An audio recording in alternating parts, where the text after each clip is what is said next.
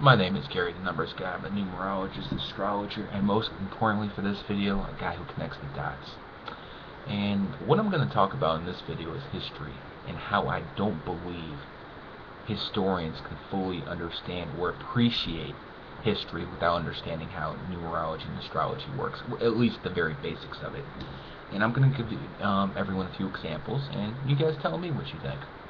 I'm sure you will. Let's start like this.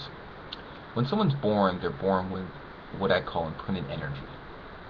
And just like night and day, there's times where that energy will benefit you, and there's times where that energy will have a negative effect.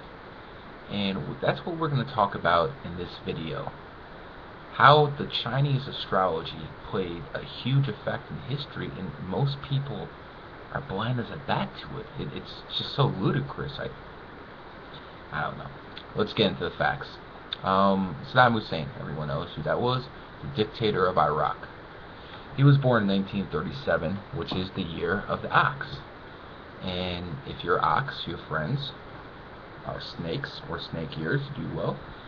Rooster, and in rooster years, ox do well. And in ox years themselves, they do pretty well. They do very poorly in goat years.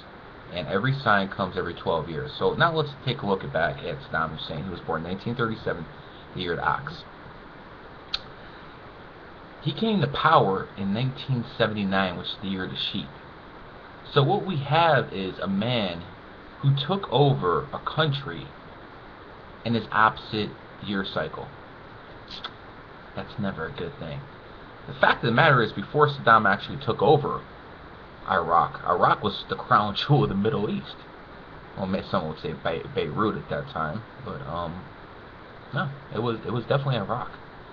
And since that man took it over, he drove that country to the ground. But let's look at what happened to him in goat sheep years. 1979 Iran-Iraq War devastated the country for 8 years. In 1991, the Gulf War. America and its allies went in there and kicked Saddam's ass over Kuwait. So that's 1979, a goat year, Iran-Iraq War. 1991, 12 years later, another goat year. He again has issues. And 2003, the other Bush takes him out. And 2003 is another goat year. So what we have is 1979, 1991, 2003, all goat years.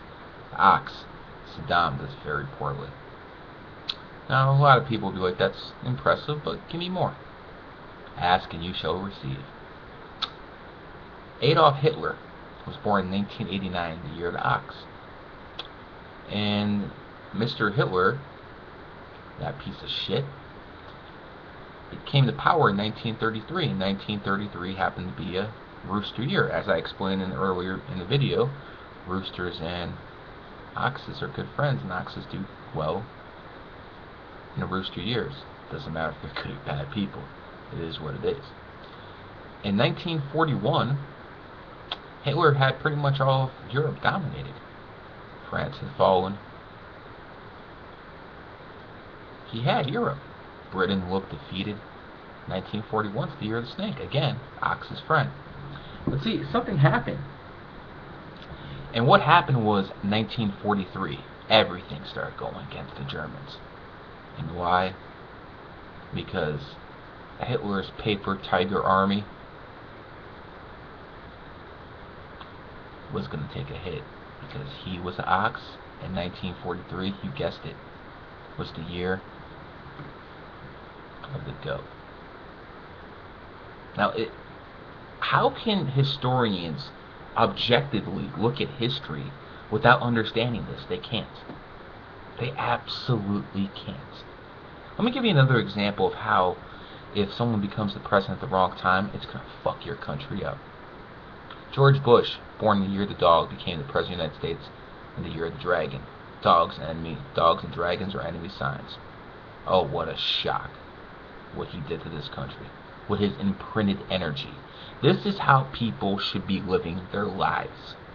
by understanding what works and what doesn't. Not some fairy tales in a 2,000-year-old book.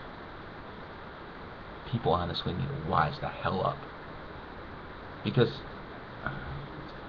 when you actually have evidence, and history backs this up. I'm not making this stuff up. I couldn't if I wanted to. History backs this. At some point, we're going to have to say, instead of what do you believe in, what is your birthday? Then we'll know if you have a positive or negative effect on society. My name's Gary the Numbers Guy, and hopefully you just learned something.